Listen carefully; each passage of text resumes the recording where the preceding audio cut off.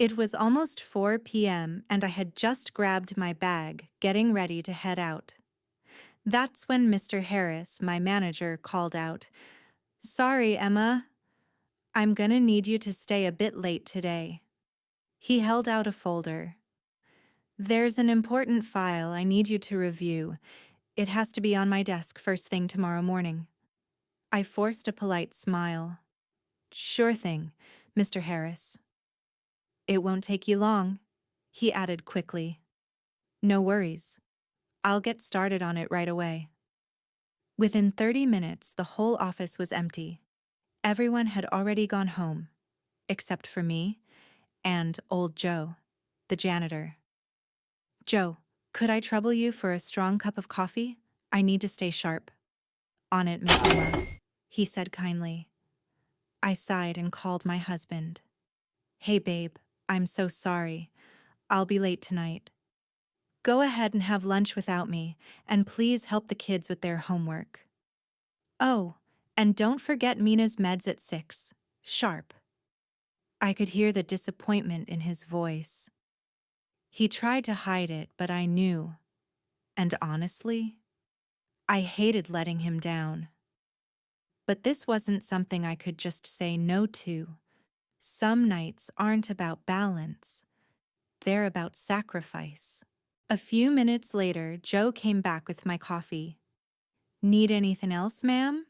he asked kindly. "No, thank you so much, Joe. You can head out." "You sure? I don't mind hanging around a bit, just in case you need anything." "I'm all good, really. This coffee is perfect. Thanks again." "All right, I'll let Ray, the night security guy, know you're still upstairs, just in case." "Thanks, Joe. Appreciate it." He stepped out, quietly closing the door behind him. I took a long sip of coffee, then picked up the file. This might take longer than I thought. Let's do this. I kicked off my heels, pulled off my scarf, and locked the office door from the inside. Time to get serious. About an hour passed. I paused for a second, opened WhatsApp on my phone, and saw a message from my husband. He told me he made dinner. Even prepared some juice for the kids so they could focus on studying. I smiled and texted back, thanking him, and reminded him not to forget Mina's meds at 6. Always at 6. Even on nights like this. He holds everything together. And somehow, that makes staying late a little easier. He texted back, "Don't worry, babe. I got it." I smiled and turned off my mobile data. Time to focus and finish this file so I wouldn't be too late. By then, the sun had already set. A cold draft was creeping in through the window near my desk. I got up, closed it, pulled the curtain tight, and switched on the lights. The office was quiet. A little too quiet. It felt chilly. I zipped up my jacket, tied my hair back with the clip, and sat down again to work. But just a few minutes later, the lights flickered. I froze. Then, they stopped. Everything was still again, until I heard it. A thud, coming from the break room. My chest tightened. "Hello?" I called out. No response. Probably just a cat, I told myself. Maybe something fell. I tried to go back to work, but the sound came again. Louder, closer. I jumped out of my seat, heart pounding. My feet hit the cold floor. I'd taken off my shoes earlier. I moved toward the break room, each step slower than the one before. Shaky. Barefoot. The closer I got, the more the sound faded. Then, silence. I peeked in quickly. Nothing. But then, I felt it. Someone was standing right behind me. I could hear their breathing. Hot. Close. Real. My whole body froze. My heart slammed in my chest. And then, a hand, cold and steady, rested on my shoulder. I gasped and screamed. then spun around, panicked. It was Ray, the night security guard. I stared at him, wide-eyed. He looked almost startled himself. "What are you doing here?" I snapped, trying to catch my breath. "I'm so sorry, Miss Emma. I didn't mean to scare you, really." His voice was low, almost too calm. I narrowed my eyes. "Why are you up here? Aren't you supposed to be at your post downstairs?" "I was," he said, "but I saw the lights flicker and then I heard something, like a banging sound. I got worried and came up to check things out." His explanation made sense. It should have made me feel better. But something about the look in his eyes, it didn't sit right with me. He noticed my silence. Then he added, "Joe, the janitor, told me to keep an eye on you before he left. Said you were working late, just in case you needed anything." His tone was polite, but he wasn't breaking eye contact. He was just staring. That's when I realized my hair was still down. I quickly grabbed my scarf from the chair and wrapped it back around my head. He looked away for a second, then said, "Sorry again if I startled you. Anyway, I'll be downstairs if you need anything. Just let me know." Then he turned and walked out of the room. But for some reason, I didn't feel any safer. Just as Ray was about to leave the room, I asked, "Wait, how did you even get in here? I locked the door from the inside." He paused, then pulled out a ring of keys from his pocket. "I've got copies of all the keys," he said casually. Then he gave me this off smile. Friendly, but fake. Too polite to feel safe. "Have a good night, Miss Emma," he added, still smiling, and walked out. I took a deep breath, trying to calm myself. My heart was still racing, but I sat back down and told myself to focus. I had to finish this file. About 30 minutes later, I turned my phone's data back on. There was a message from my husband. He said Mina had taken her medicine and the kids were winding down for the night. I smiled softly, told him I'd be home in about an hour. Eventually, I finished the file, packed up my things, and headed home. But even as I stepped through my front door, I couldn't shake the feeling that something about that night wasn't quite right. I took a warm shower, made myself a cup of something hot, tried to settle down. My husband came and sat beside me. "You okay?" he asked.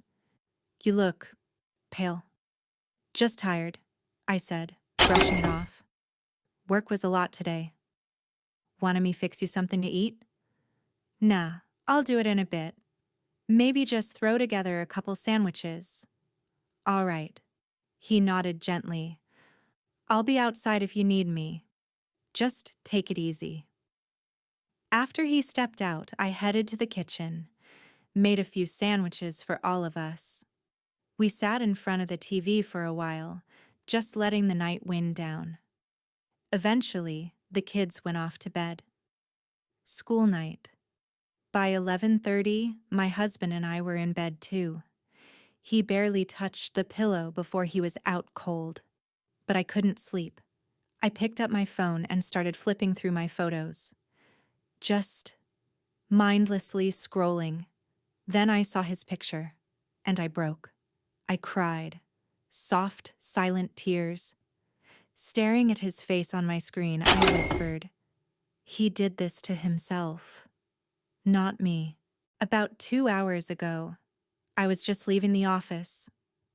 I walked out to the parking lot and noticed that Joe, the usual security guy, had finished his shift. There was someone else at the gate instead. I got in my car, started driving. Then, just a few blocks from the building, I saw Joe, the same security guy, standing by the side of the road, waving me down. I slowed down, confused. He looked serious. I rolled down the window. Can I borrow 5 minutes of your time? He asked, almost nervously. What's going on? I asked. I promise, just 5 minutes. No more. All right. What is it? It's about Mr. Andrew, your husband. My heart skipped. You knew him? I asked. He nodded. Yeah, we were friends. Friends? I repeated. He looked around, uncomfortable. Mind if I hop in? This isn't something I can say out here. Something in his voice made me pause. I unlocked the door and let him in. Okay, I said, eyes forward. What's the story? I started driving, glancing at him from time to time as he spoke. He began. I first met your husband, Andrew, way back, when we were just kids. We grew up in the same neighborhood. He wasn't just a friend. He was my best friend. He stared out the window as if pulling memories from a place far away. Life happened. We grew up, took different paths, lost touch for a while. Then, years later, I ran into him again. This was before I started working at the company you're at now. At the time, I was working somewhere else, and he came to visit. He paused, then added, he asked me to lend him $50,000. Said he had a business idea. This was over 10 years ago. I blinked. He never told me any of this. He gave a dry smile. I wish that was the shocking part. But after I gave him the money, he started disappearing, stopped answering my calls, ignored my messages. He ghosted me. I stayed quiet. My hands tightened on the wheel. I tracked him down at his office once. He brushed me off, told me, don't worry, I haven't forgotten. You'll get your money. Then asked me to give him more time. I swallowed hard. Andrew said that to you? He nodded. Yeah. And a while later, he straight up told me, I can't pay you back right now. Things aren't great. I was listening to him, completely stunned. Then he said, by the way, I've forgiven him. I blinked. Forgiven who? He smiled faintly. Your husband. Because of you. Excuse me? I mean, because of you, ma'am. What do you mean? I asked, confused. And then he dropped it. Look, I'm just gonna say it. I like you. A lot. My heart stopped. What did you just say? I'm in love with you. That was it. I slammed the brakes and pulled the car over. What the hell is wrong with you? You're sick. We were on a deserted road, the kind that runs behind the highway. Barely any cars. That's when his face changed. He leaned closer. All right. Fine, he said, voice colder now. You want to know the truth? I made all that up. I don't know your husband, never met him. It was all fake. My chest tightened. You what? He smirked. I just wanted you. That's it. You're insane, I shouted, and I realized I was trapped in a car with a complete stranger who planned every word just to get me alone. Then he did it. He pulled a knife from his jacket. A real one. Shiny. Sharp. Close. My whole body froze. I've been in love with you since the day I first saw you at the office, he said, his eyes wide, wild. I loved you. I craved you. Because you look like her. Her? I asked, voice shaking. My wife, he whispered. My cheating wife. She betrayed me. She left me. And I've been searching for her ever since. He leaned in closer. And when I saw you, I saw her. You brought her back to me. I missed you so much. My mind was racing. I had to think fast. So I changed my tone, softened it. Baby, I said gently, I missed you too. He blinked. Really? You missed me? Of course, I whispered. But please, that knife. You don't want to hurt your girl, do you?